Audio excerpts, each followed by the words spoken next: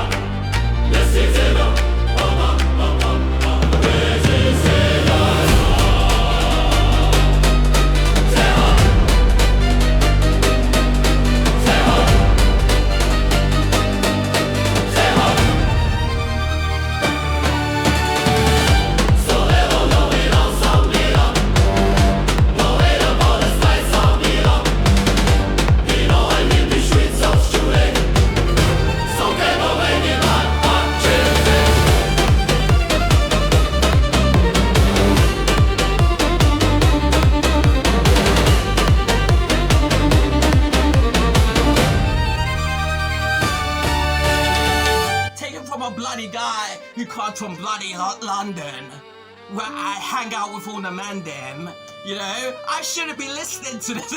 I shouldn't be listening to this music. But guess what, guys? I bloody love it. I can't help myself. But that's the thing about K-pop, man. It destroys racial barriers, baby. It destroys them. Terror!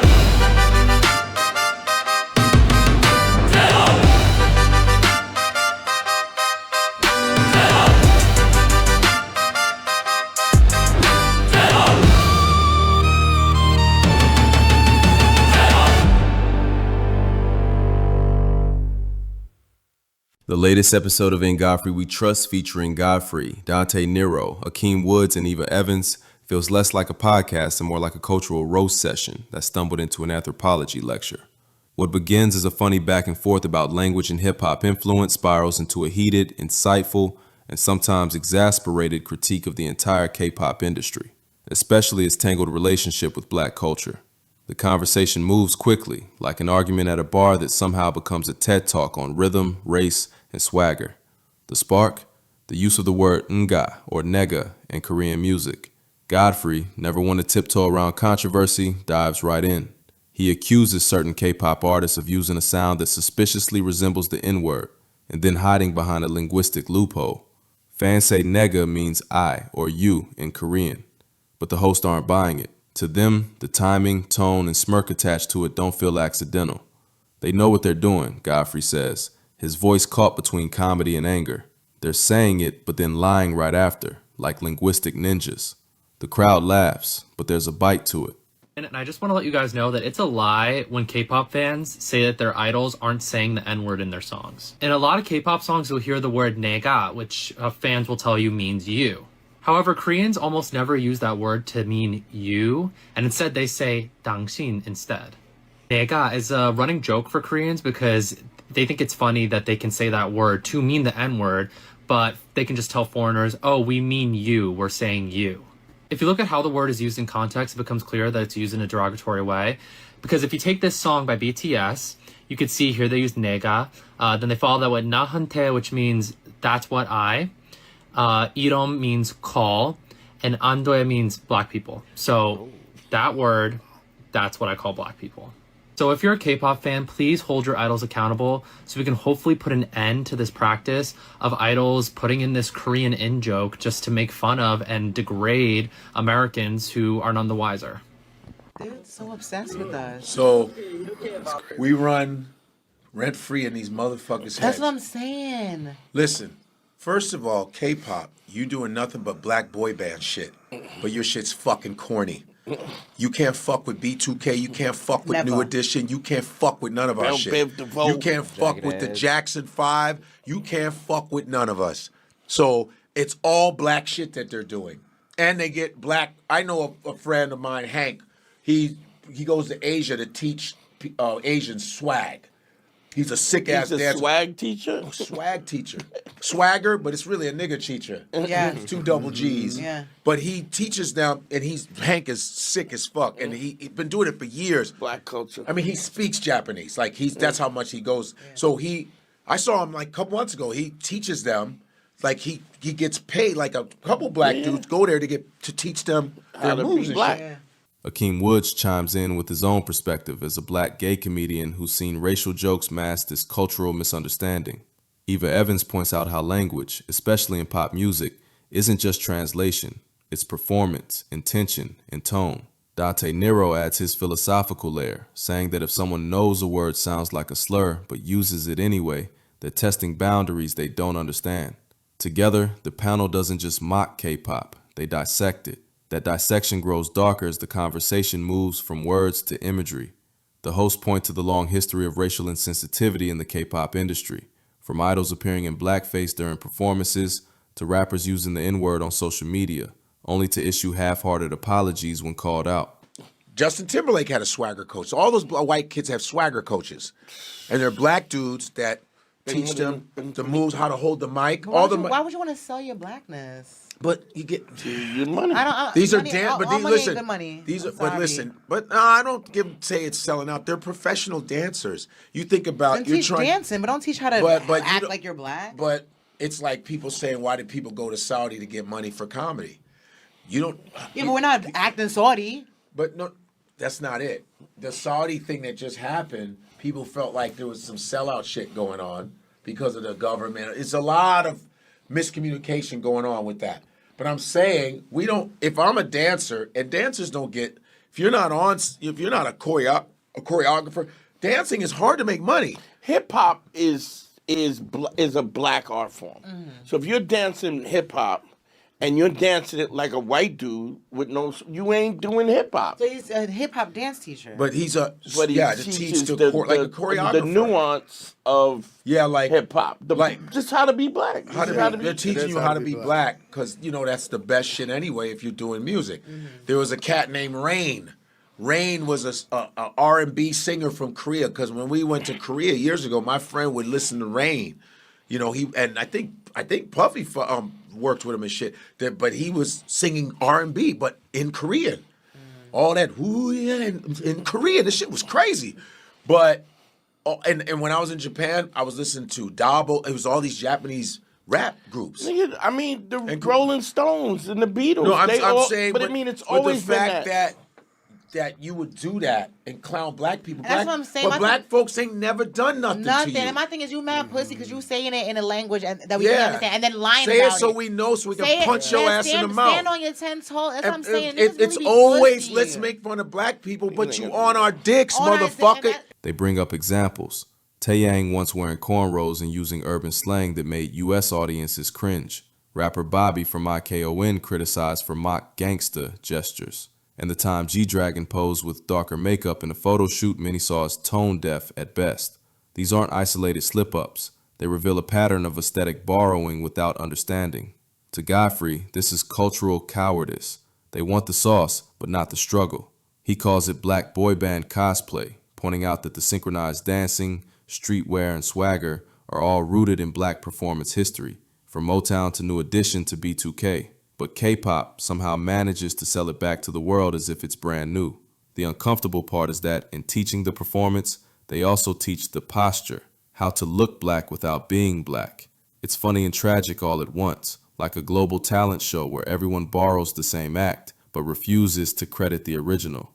The hosts call this the black export problem. Culture without context, rhythm without roots. And when you add linguistic mimicry, using nega or nga for shock value, it starts to look less like coincidence and more like mockery.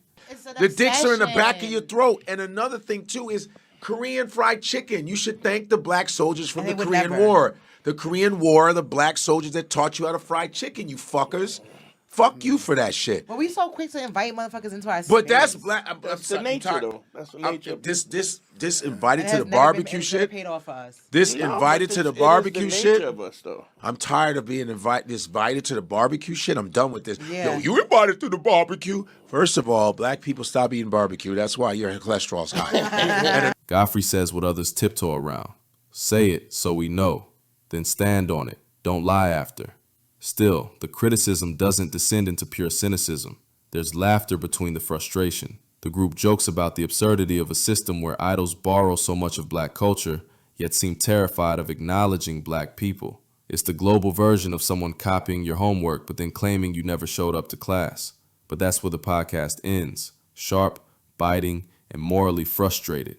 The hosts don't seek redemption for K-pop. They want accountability. They want recognition that the culture so many around the world love, the beats, the dances, the attitude, is built on a foundation of black creativity. Their message, respect it, credit it, and stop pretending it's an accident. If black people are calling you out for cultural appropriation, it's because you're not talented enough. We actually don't have a problem with a little bit of cultural appropriation if it's done correctly. I've seen a slew of conversations about Blackpink girls, the Lisa and all those girls, and how K-pop literally emulates black culture, and they do it in a way that's very cookie cutter and very vanilla, where the talent is not there, so it just looks like you're cultural appropriating what black people are.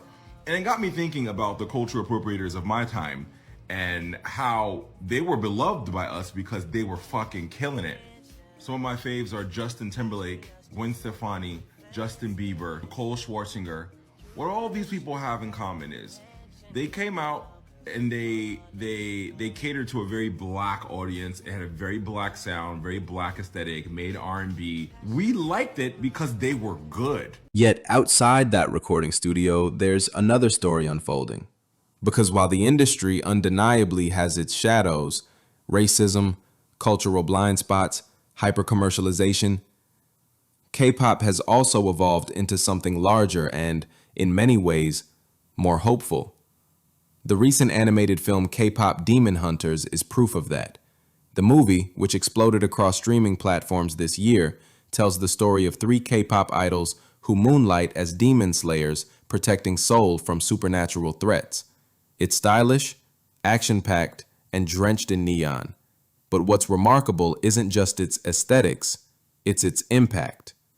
For many young fans around the world, Black, Asian, white, Latino, K-pop Demon Hunters represents something refreshing. The characters are diverse in background and personality.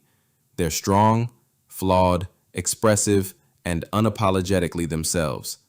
They sing, they dance, they fight literal demons, but metaphorically, they're fighting the internal demons of perfection, conformity, and expectation that define the K-pop industry itself. When I sat down to watch K-pop Demon Hunters, I just thought it would be a decent movie. I had no idea that I was going to leave thinking that this is one of the most masterfully created pieces of art. It is a masterpiece. I'm going to break down some of the coolest things that I noticed, and if you haven't seen the movie yet, then just save this for later and come back to it, because I want to know what you think. The first thing that was really cool and stood out to me was the 3 main characters, right? They're all these total badasses, but they're all dealing with their own insecurity. You have Mira, family trauma. A lot of people can identify with that. You have Mira caught in between 2 worlds. She's this people pleaser, over eager, right? Just wants to be liked, wants everything to be okay. Kids watching the movie don't just see idols, they see people struggling to be real in a system built on image. And that's powerful. So yes, K-pop may have issues, real, historical, and painful ones. It has copied, borrowed, and sometimes insulted the very cultures it relies on. But it's also, paradoxically, become a vessel of expression for millions of fans who don't fit in elsewhere. Children across continents imitate choreography not to appropriate, but to connect. They learn to sing in new languages, share art, build friendships, and even challenge the stereotypes within their own societies. For them, K-pop isn't cultural theft, it's cultural translation. The duality is fascinating. On one side, you have the industry's calculated mimicry, its resistance to accountability. On the other, you have a generation of fans using the same music to express individuality and inclusivity. K-pop Demon Hunters captures that spirit, bright, messy, self-aware, and open. It doesn't erase the darkness around K-pop, but it doesn't let the darkness define it either. In a way, it's what Godfrey's critique points toward without realizing it. K-pop has the potential to learn. It already speaks to a world that's both hyper-connected and divided. If the industry ever truly acknowledged its debts to Black culture, not with a defensive tweet, but with genuine respect, it could become something revolutionary. Not imitation, but collaboration. The K-pop music industry needs to show African Americans more love. Cause after seeing Big Hit's new group Cordis and their new song Go, it sounded eerily familiar to some Black artists I know like Travis Scott, Don Toliver. And now that I think of it, I feel like the whole K-pop music industry is influenced by Black culture and music. Hear me out, talented boys in a group who can sing and dance. Who does that remind you of? The Jackson 5. And look, it's not only Cordis that's taking inspiration from Black music. But most of these groups, anytime they have some sort of hip-hop rap section or like an R&B-ish feel, I feel like it's in direct correlation to African American music. I personally grew up with a lot of African Americans, especially within the music industry. And one of the main reasons I make R&B music today is because I was influenced by my Black vocal coach, Black musicians, and Black producers I worked with. For now, the best we can do is keep both truths in sight. K-pop's global success rests on a complicated legacy of rhythm, influence, and misunderstanding. But it's also inspiring new generations to dance, to create, and to find confidence in self-expression. Godfrey's frustration comes from a place of love for the art form K-pop borrows from. And the love fans feel for K-pop at its best comes from the same place, that rhythm of belonging that transcends language. In the end, K-pop may never fully outrun its controversies, but it also doesn't have to be defined by them. The industry just has to grow up, own its roots, and let the music and its message evolve. Because somewhere between the jokes, the critiques, and the dance routines lies something that might actually matter. The possibility that music, even imperfect music, can still make people feel seen.